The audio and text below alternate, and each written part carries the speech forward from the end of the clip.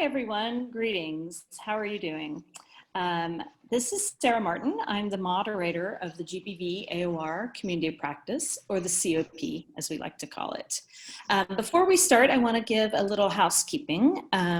We'll be keeping everyone on mute, so please feel free to introduce yourself, write your comments in the chat box, and during the question and answer session, please write any questions that you have so that we can forward them to the presenters. So I'll be monitoring the chat box during our presentation. So again, I'm Sarah Martin, the moderator of the Gender-Based Violence Area of Responsibility Community of Practice, or the COP. Our COP offers a space for both ongoing field-centered experiential learning and for a place for GBV specialists to get together and share and support each other. It's a platform for both learners and experienced specialists to discuss challenges and troubleshoot solutions to their work in the field. Our membership is restricted to GBV specialists.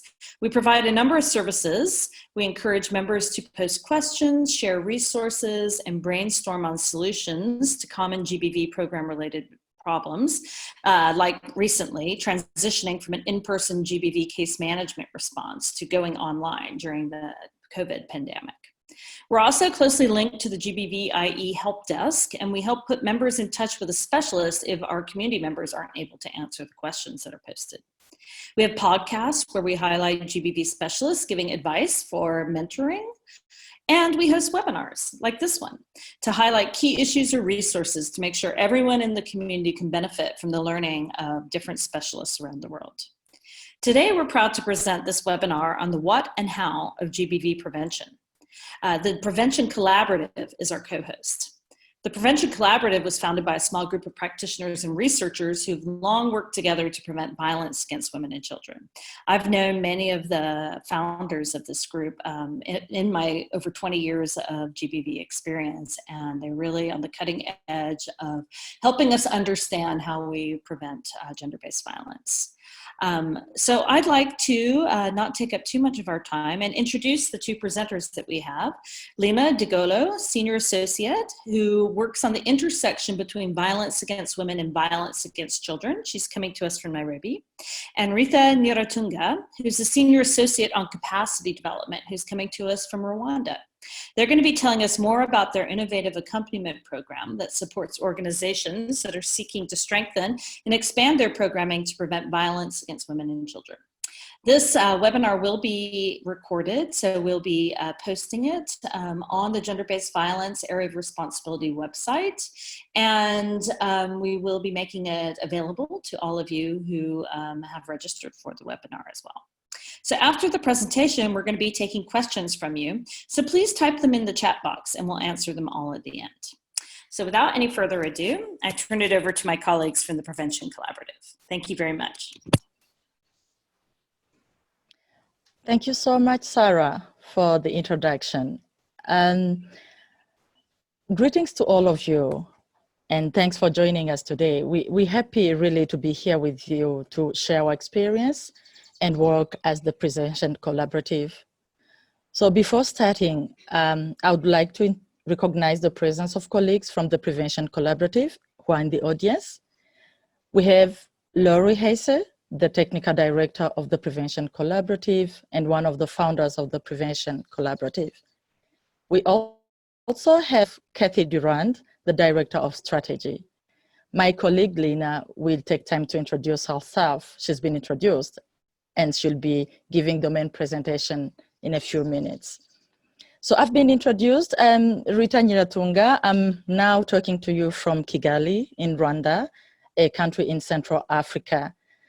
Our main point of the agenda today, as you can see, we'll be talking about the what and why of the prevention. But before going into the depth of the subject, I would like to introduce the Prevention Collaborative. Next slide, Lina. So who are we? The Prevention Collaborative is a global network of practitioners, activists, researchers that aim to strengthen the field of violence against women prevention, and violence against children programs. We have a team of associates with a range of expertise in violence prevention, And some of them have been doing this work for more than 20 years. We have prevention mentors based in different parts of the world and support the work that we do with partners by building their skills, guiding and accompanying them in their prevention programming. We work to build the field of violence against women and violence against children prevention by connecting evidence with practice and strengthening capacity of key stakeholders. Next, Lina. So what do?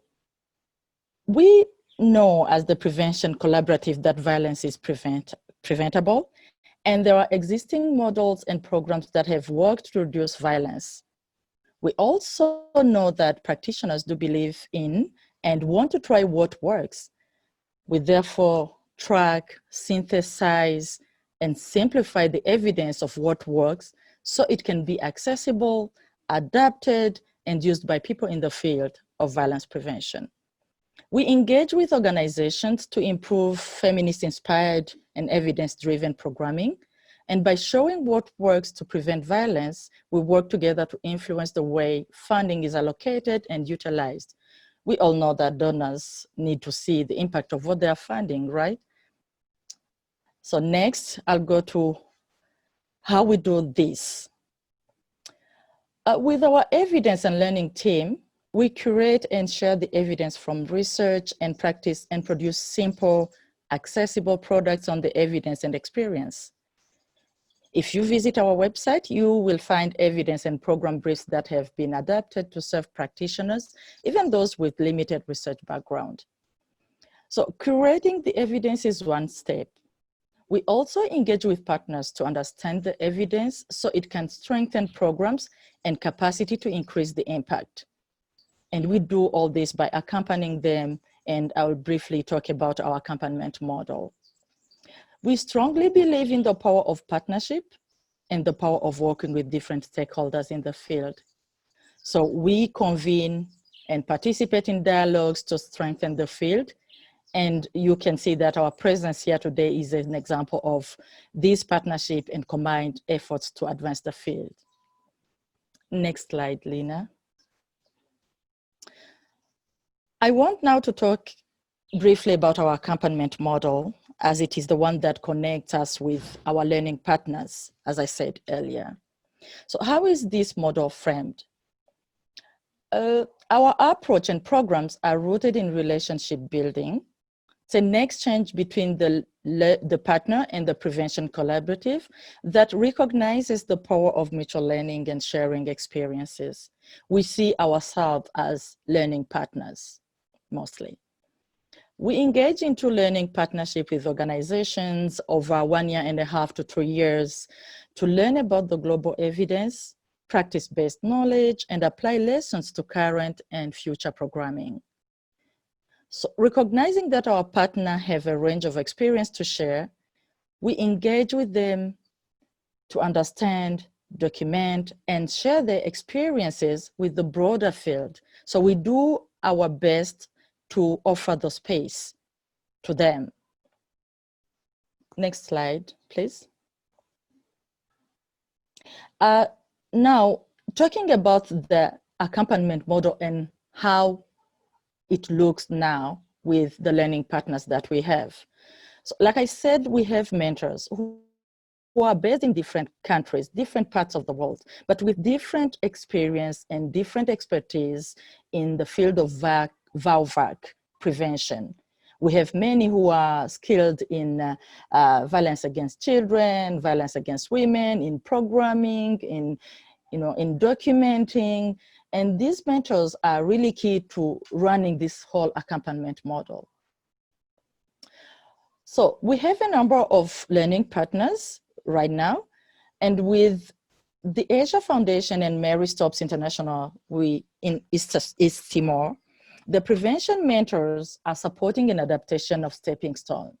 Again, we talked about adapting models, right?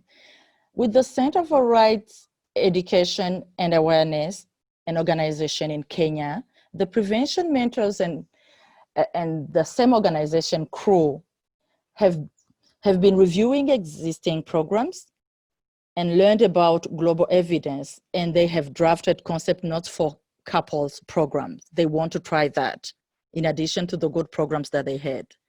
With 30 May Foundation in Myanmar, the prevention mentor is working with the foundation team and their partners to deepen the understanding of prevention and develop programs appropriate to the context. So we also partner with development partners to support what they are already doing. With UN Women India, the prevention mentor has designed a virtual process to develop a concept note based on strong analysis and global evidence, and adapting it to their own national context. So again, adaptation is key. With the Investing in Children and Their Societies, an organization that is based in Kenya, and also has some offices in Tanzania and Cote d'Ivoire, the ICS Skillful Parenting. Our mentors have been working to strengthen the Skillful Parenting Program, which they already had as a very good program, but they wanted to make it more gender responsive and add components that address violence against women prevention. So this is the efforts that we bring into the field, but combining it with some other initiatives to really reach what can work better to prevent violence against women and violence against children. And there is more you can see. If you visit our website, you can get more information either on that program and many other things we do, including our knowledge hub that has briefs that you can look at. And if you need more clarification, feel free to contact the Prevention Collaborative and myself. My email will be at the very last slide. So without further delays, I will invite my colleague Lina to take us into the what and why of the prevention. Thanks, everyone. Over to you, Lina. Thank you, Rita. Thank you, Rita. And let me start by saying hello to everyone from very chilly and cold Nairobi. We rarely have cold weather, so when it happens, we make sure that everyone is aware. So in the next few minutes, I want to take us through the what and why of prevention. And this is one of our foundational sessions where we think it's quite important to understand what prevention is and why we need to do it before we can go to the next phases of our sessions where we discuss the different types of prevention programs that have been shown to work in the VAU prevention field. So for this session, which is going to be very brief, I'll look at discussing with you what prevention is in the context of violence against women programming. And then we look at a categorization of how we categorize the violence against women programs. And then we will spend some time discussing why we think it is important and critical for us to be doing violence against women prevention programming. So where I come from in Africa, we really like telling stories. So just before we start, I'll start with a story that many of you who are working in the prevention field maybe have heard of, but I like the story because it really places emphasis on why we need to be doing prevention, even as we do our program around response, which we think is quite critical. So in this story or parable, we have a village that was located along at the edge of a river. And on this one day, there was a villager who was doing her normal duties along the river. And as the river was flowing, she noted a baby floating by. And she quickly stopped what she was doing and swam in to save the baby. On the next day, the same villager noticed, again, 2 babies this time coming down the stream. And she panicked and called for help, and both babies were rescued from the swift waters. The following day, 4 were seen and caught in the turbulent current. And this went on, 8, and then more, and still more. With time, the villagers recognized that the babies were becoming more, and they quickly organized themselves, set up watchtowers, trained teams of swimmers who could resist the swift waters and rescue the babies. And the rescue squads were working 24 hours because the babies were just too many to manage. And each day, the number of helpless babies floating down the rivers increased. The rescue squads were now catching so many babies each day, and they felt they were doing the best they could to save the babies. So just like this, the children in this parable, in this river, we can't solve today's high levels of violence by saving one woman at a time. We must go upstream and address the source and drivers of violence against women. We must go and see where is this violence coming from and start preventing it at that point if we are going to successfully reduce and eventually stop violence against women. So what's prevention? Prevention is actually stopping new cases of violence. And this could be by preventing a first case of violence occurring for a woman who has never or previously suffered abuse, or it could be stopping further violence from a woman survivor who has previously suffered abuse. And we know that, and given that we know the effects of violence against women are quite devastating. And a lot of attention in the past has been given to responding to these negative effects of violence. And we think that's important. However, just as I mentioned the story before, the best way and the most effective way for us to really completely stop and prevent violence is by going upstream and addressing the root causes of violence against women.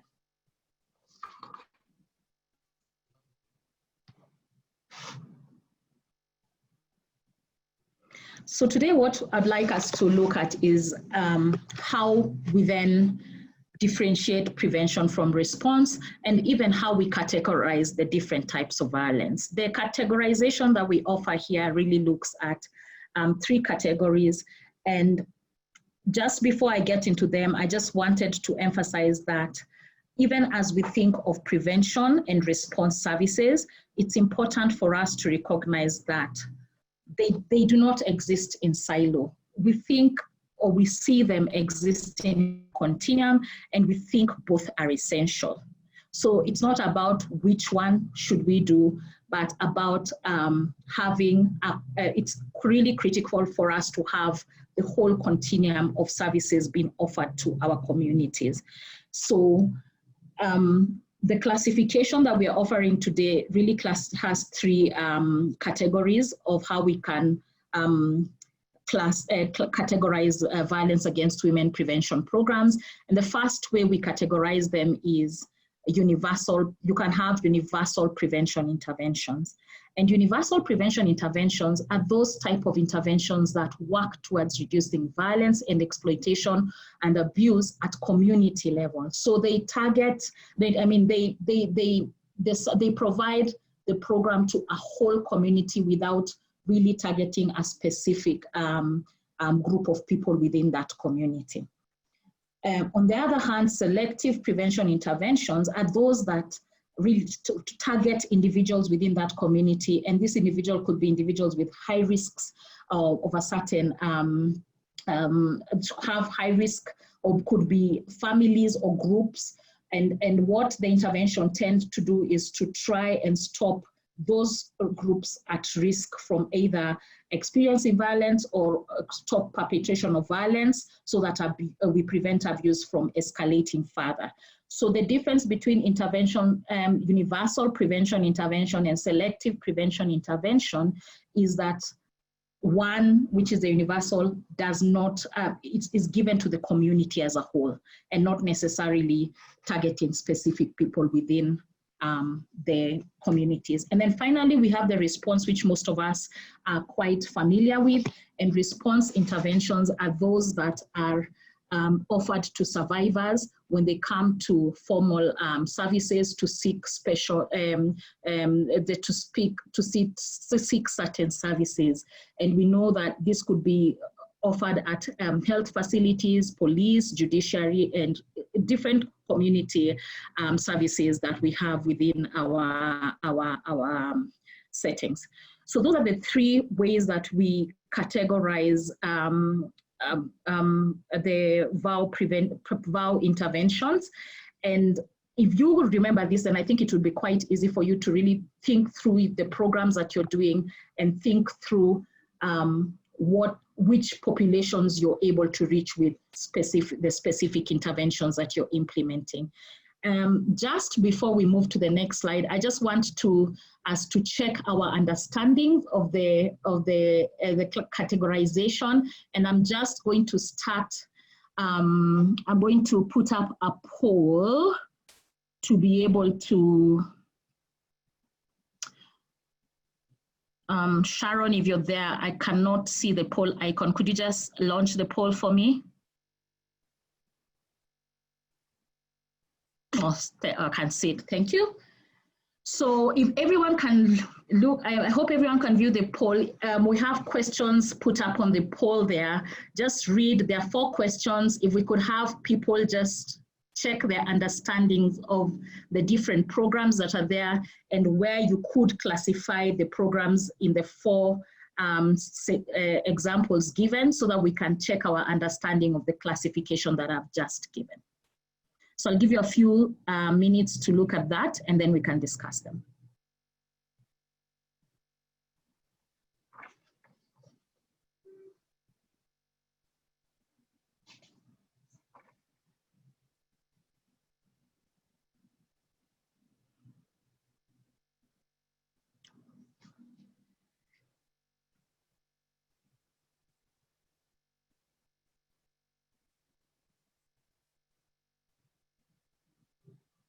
Are people able to, is the poll visible? I can see 2 people, yes, people are now voting. Yes, I see it. Okay.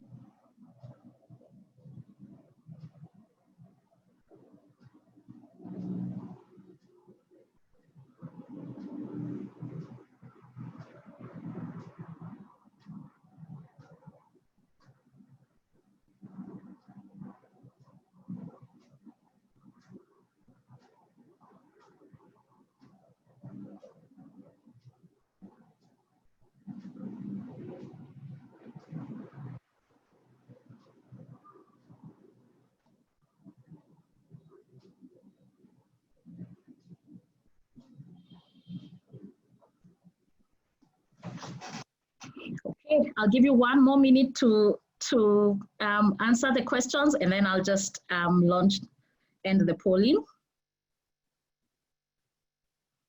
I can see we are doing well. Many people are responding. Just 1 more minute, and then we can.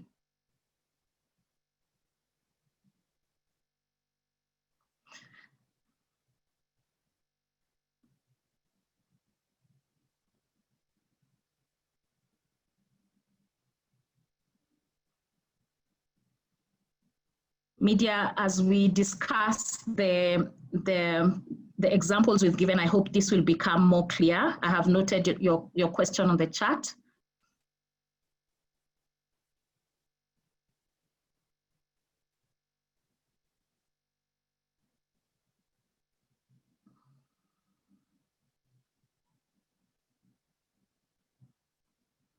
Okay, so we now have our polling results. I have launched it. I hope everyone can see the results on the screen. And for the first question, that was about a program working with parents at school, we have half said universal and half selective. We're going to discuss this. We have the second one, which was about a screening program. We also have close to, that had quite mixed responses. The third one seemed to be more popular for response intervention. And finally, the fourth question around the group of men perpetrators, services for the group perpetrators, was also mixed, but more people talking about selective. So let's look at this in a bit of detail. So we, and probably, apologies, they may not be in the same order. So we have, the first question, let's see, is this.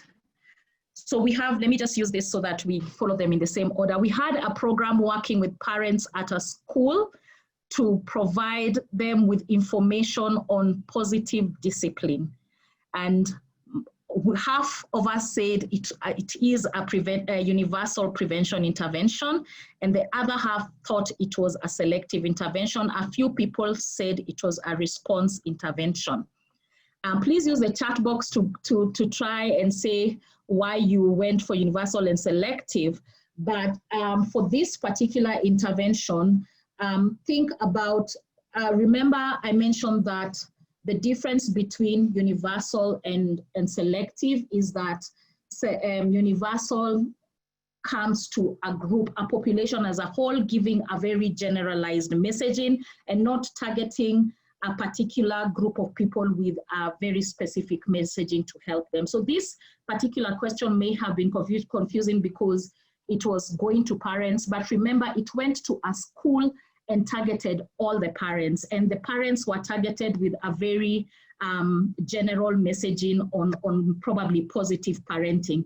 They did not target specific parents, e.g. parents who are using corporal punishment, and teach them about positive parenting or non-violent ways of disciplining children. So always remember that when an intervention comes to a community and it's given to, it's generalized and given to a population as a whole, then that's a universal prevention intervention.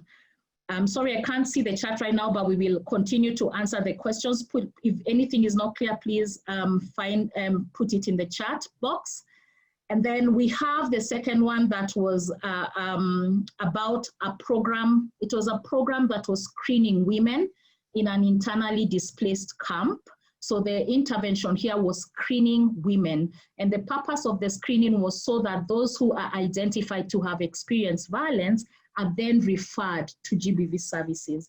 So we have here a program that's a prevention program, because it's at the point when they're doing the intervention, they can't tell whether, not all women are survivors. Some maybe have experience, some may not. So we have it's a prevention intervention.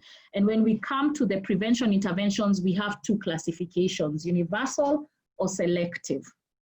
And since this particular prevention intervention is targeting very specific women who are women in an internally displaced camp, then the response here would be that it is a selective prevention intervention. And they're being targeted with a very specific service, which is screening, so that if they have, do you remember women in an internally displaced camp are at high risk of VAW.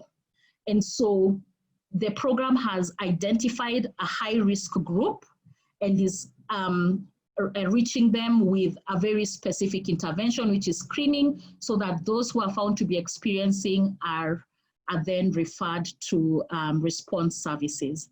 Then the third one is women being offered counseling services. And the women being offered these counseling services are those who have experienced violence. So these are services being offered after violence has already occurred, and hence this is a response intervention. So remember, response is offered to survivors of violence, and prevention happens. Prevention is to prevent it from initially occurring or to prevent a reoccurrence. This is as very specifically being offered as an intervention to support the women due to a need after the violence experience. And then finally, we have an intervention that's targeting a group of men, and these men are men who have previously perpetrated intimate partner violence. And the intervention is to help them reflect on the causes of violence and learn how to prevent it. So this is, again, a very specific group of men being targeted from the whole population. And these are men who've perpetrated IPV previously. So remember, it's a prevention intervention that's been brought so that we target these men and prevent further violence against women. So it's a selective prevention intervention because it's not being offered to all men within the community, but to a very specific group of men within that community.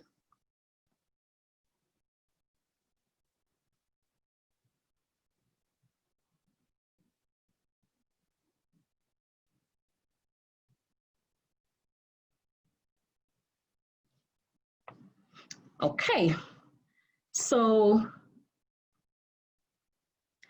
I hope that helped. And if you still have questions, please put them in the chat box, so we'll answer them after this. So let's look at why we think it is important to implement and to implement prevention programs, vow prevention programs. We all know and recognize that violence against women. The first reason we think it's important is because we know that violence against women has quite severe consequences. And the consequences are, many of them are long lasting. They last through the woman's lifetime. When a woman undergoes violence against women, it not only affects her, but it also affects her children, her family, and the community at large. So the consequences are severe and compounding, but they also affect everyone around that woman. So this is the first reason why we think it's important. When it comes at individual level, the woman who undergoes violence suffers quite injuries that can be severe, even leading to death, suffers mental health issues like depression and anxiety and post-traumatic stress disorder that could be lifelong, sexual and reproductive health problems, and women who've undergone violence are really at a higher risk, have been found at a higher risk of using substances of abuse. Their children are also affected, and violence against women has been shown, children of women who are undergoing violence have been shown to have high risks of getting behavioral problems, and they are even exposed to high risks of violence later. In observing violence as a child, your mother undergoing violence has been shown to increase risks for boys. Boys who witness are more likely to become perpetrators of IPV later in life. And for girls who witness, they are more likely to become victims of IPV later in life. At family level, when a woman undergoes violence, we know women are a critical part of the family productivity, then we have that low household productivity when they're unwell or have injuries or just mentally affected. And the physical, medical expenses that occur when that woman and her children undergo violence then affects the family finances. And then at community level, when we have a community that when a woman undergoes violence, then and they probably her neighbors and the community at large keep hearing it and doing nothing about it, this really creates it really reinforces acceptance of violence and impunity of perpetrators within that community. So other people start learning and probably doing the same when nothing happens, or if there are no measures taken against the perpetrators. And we know at society level, violence against women has quite a high impact on a critical part of the workforce, which is women. So they lose time at work, they lose morale to even deliver at optimal levels, but it also increases demand for services like health services. The second reason why we think it's important to program to implement violence prevention interventions is because we all know that VAW prevalence rates are high. And this is globally. Most countries that have conducted studies at population level have found that the prevalence ranges between 30% to even as high as 80% of women within the population having experienced at least one or another type of violence. And women suffer either physical, sexual, and psychological types of violence, and many other, even economic type of form of violence, sorry. The third reason is that despite those high numbers that I've just mentioned before in regard to the prevalence, we know that most women do not seek help. So a very small proportion of women who suffer violence tell anyone or seek help. And in certain settings, the number is as low as less than 1% actually seek formal help from formal services. And so if we focus on response services and not prevention, we'll only have an impact on that 1% that comes to us and miss out the majority of women who are actually experiencing violence. So there's need for us to go into the community and reach women with prevention messaging and reach actually the community members at large with prevention messaging and making sure that those who've undergone violence have the correct information and knowledge about where and how to seek the help. The final reason, which is good news for all of us, is that violence against women is preventable. And a lot of research has been done in the last few years that's showing us that this is actually preventable, and it's preventable within within the time frames of our program work. And there are many programs that have been tested, a lot of them in the global south, that have shown that it's preventable against different typologies of interventions. Today, we are not going to get into that. I will just give 4 examples, but we will refer you to our Knowledge Hub, where you can get more information and very specific information on these interventions if needed. And we also will put up the links with the slides that we'll share. So the first example of an intervention that has worked, that was implemented in Uganda, is SASA. And SASA was a community mobilization program that showed success in regard to reduction of IPV. Over a period of 3 years, the IPV reduced by 52%. Another example from Kenya was a cash transfer program that led to a reduction of physical intimate partner violence by 30 to 50% and forced sex within marriage by 50 to 60%. Stepping Stones from South Africa, which was a gender transformative and livelihood strengthening intervention, showed a reduction of men's physical violence by 38%. And then we have Endashikirwa from Rwanda, which was a couples program that had a 21 session, that had a couple curriculum that gave 21 sessions of to the couples who attended the intervention. And in this particular intervention, IPV was reduced by 56%. And across all these 4 programs, the reduction happened within the normal time frames that we normally run our programs. You can see 3 years here and 24 months. So between at least 24 months and 5 years, violence has been shown to be preventable. So for today, that's all we're going to be discussing, and we'll refer you to our knowledge platform. We have a lot of information. We have a series of prevention basic briefs that are very easy to understand, and we'll give you more details. we refer you to that. And if you have any questions, you can reach us through our email addresses up on the screen. Thank you.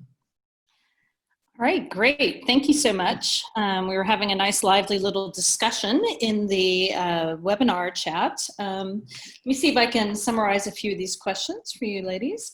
First one is basically, if you could just go over again, I think there's a little bit of confusion between mitigation and prevention. Is preventing violence reducing it or stopping it from escalating, or is it stopping it before it happens?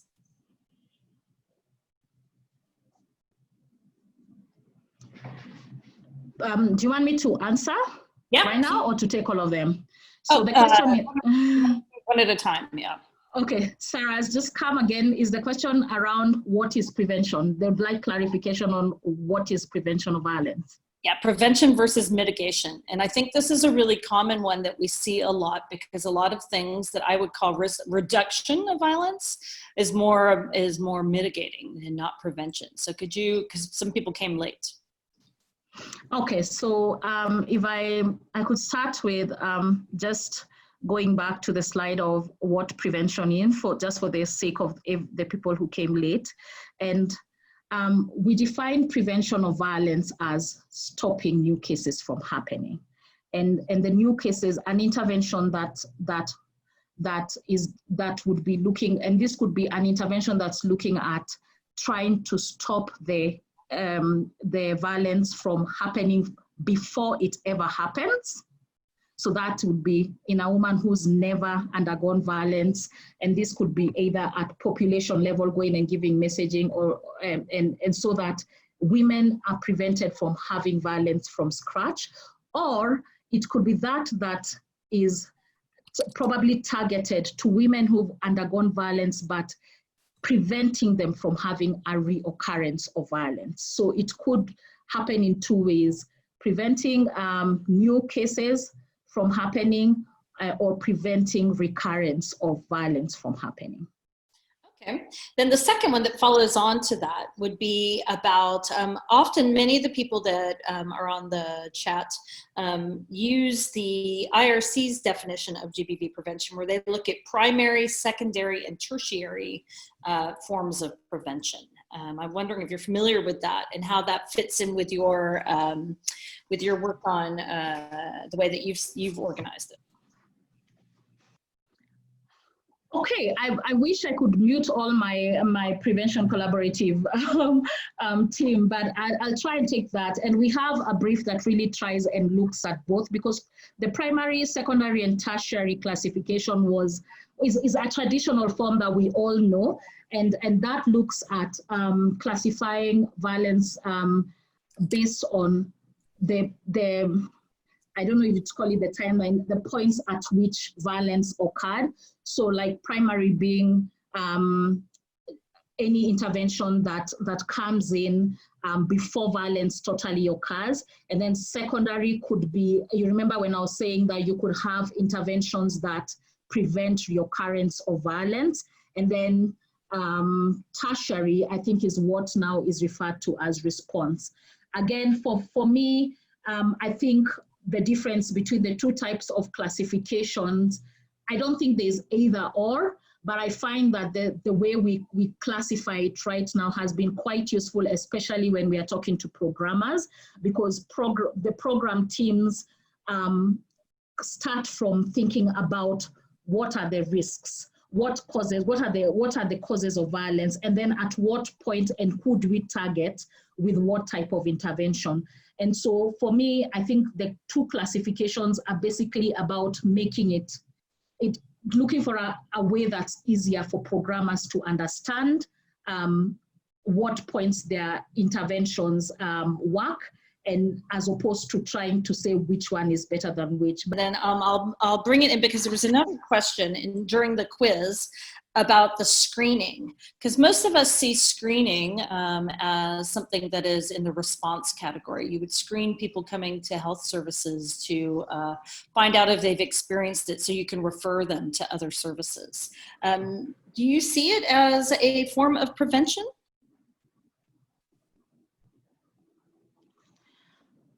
see screening, so when I look at the definition of prevention intervention, it will be an intervention that's trying to, so why I would classify it as a prevention intervention is because it's been offered to all women, and it's been offered so that we can determine what intervention, so it's not to survivors.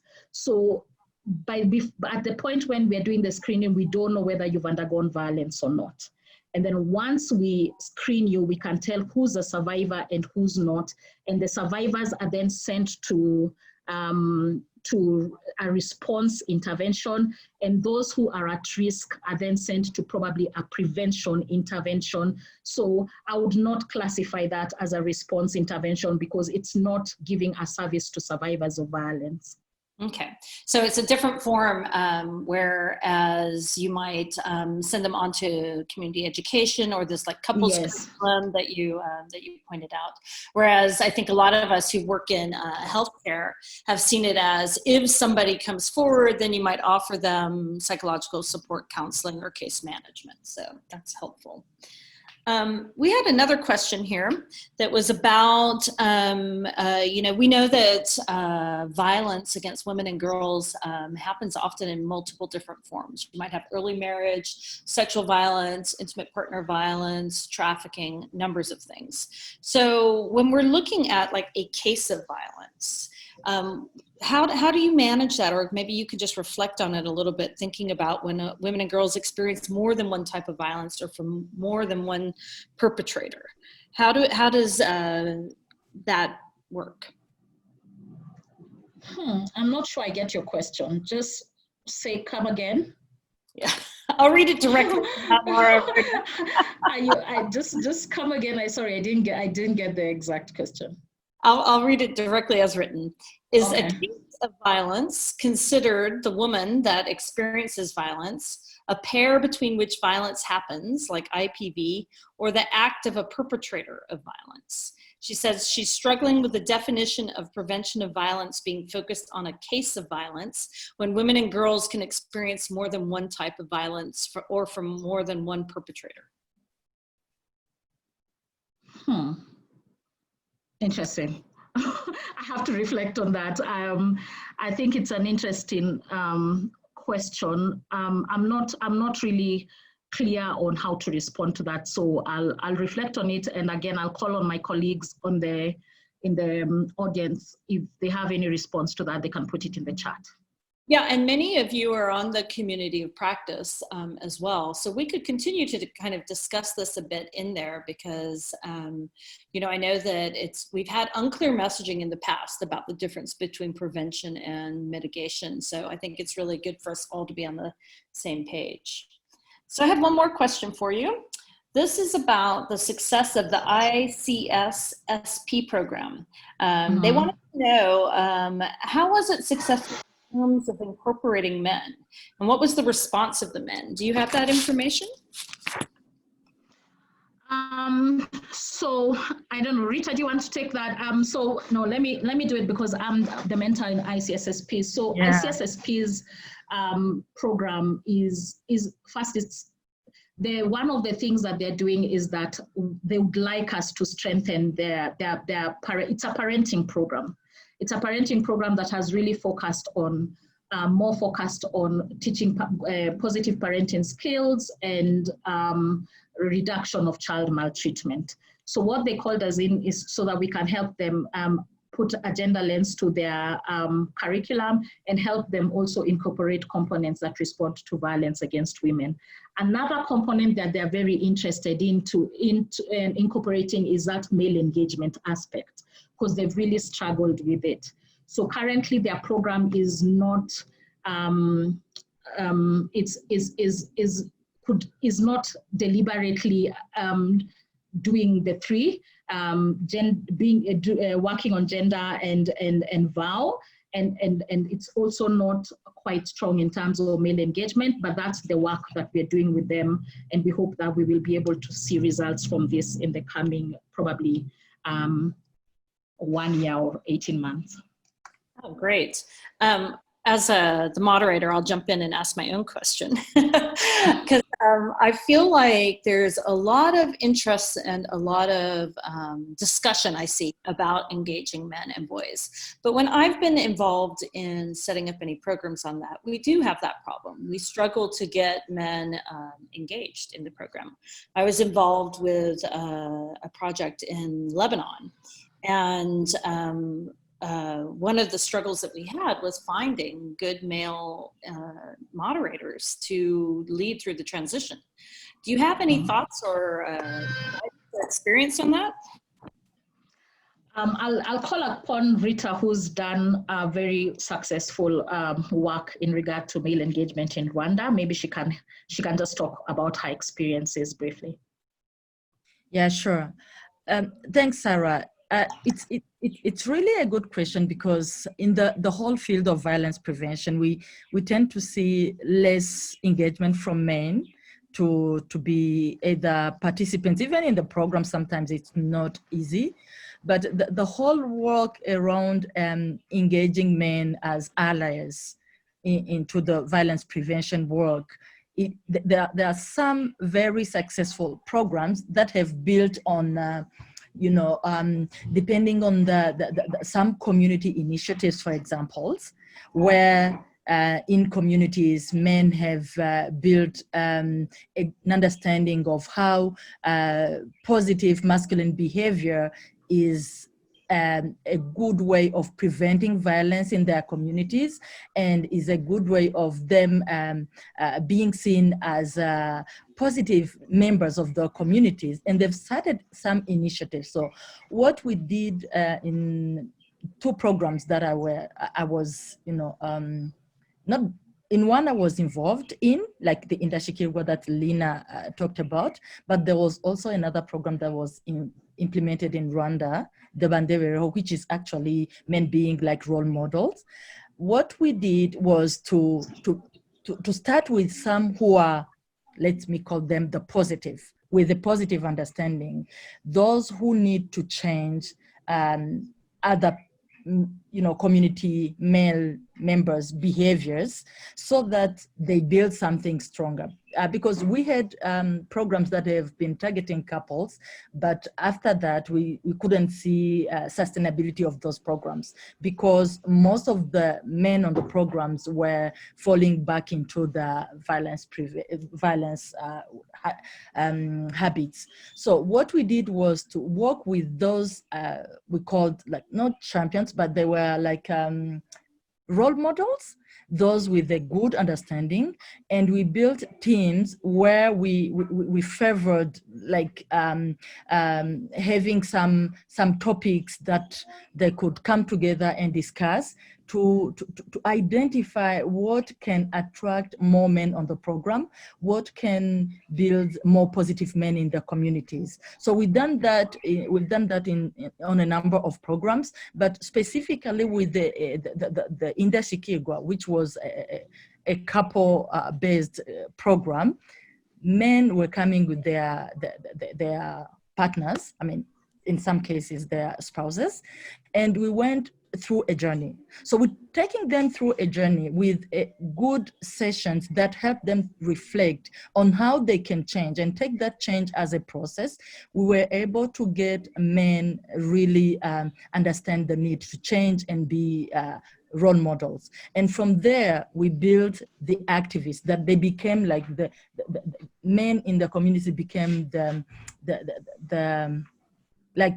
they promoted more engagement from other men through the different sessions that we kind of initiated, but led them to continue after that. And these sessions were inspired by the SASA model of community activism. So if I go back to your question, it may be tricky, but there are ways. And like Lina said, we've got briefs from those programs that have been successful, and we've got some of the sessions that, for me as a practitioner, as someone who was on the program, I saw were the triggers of another type of reflection that brought men to kind of switch from the understanding that they had before. So this is a conversation that we can continue having, Sarah, but just to say that there have been successful models, but one of the key hint I can share at the very beginning is to find them in their own comfort zone where they feel like comfortable, and from there bring them into those reflection sessions that can help them take the journey of change. I don't know if I answered your question, Tara. No, it was a great answer. And you're right, like a 1 hour webinar is not enough time to unpack all of these issues. We're starting to get a ton of questions in the chat box, but we only have 3 minutes left in our webinar. So I just wanted to let you all know on the community of practice, that's a place where we can have these discussions and where we can talk further about it. The Prevention Collaborative has so many amazing GBV prevention and the violence against children prevention specialists on there as well. So I highly recommend you going into their website and finding all of these things. I will ask, since we are mostly humanitarian actors in the COP, one last thing, just your thoughts briefly before we end. Do you think that we can do GBV prevention work in humanitarian context? Do you really think it's possible? Are there some limitations? Absolutely. I think it's possible, and I think it's been done. Of course, there are limitations. I've not worked in the humanitarian setting before, but I can imagine the complexities of working within the communities in those settings. But I think that prevention programming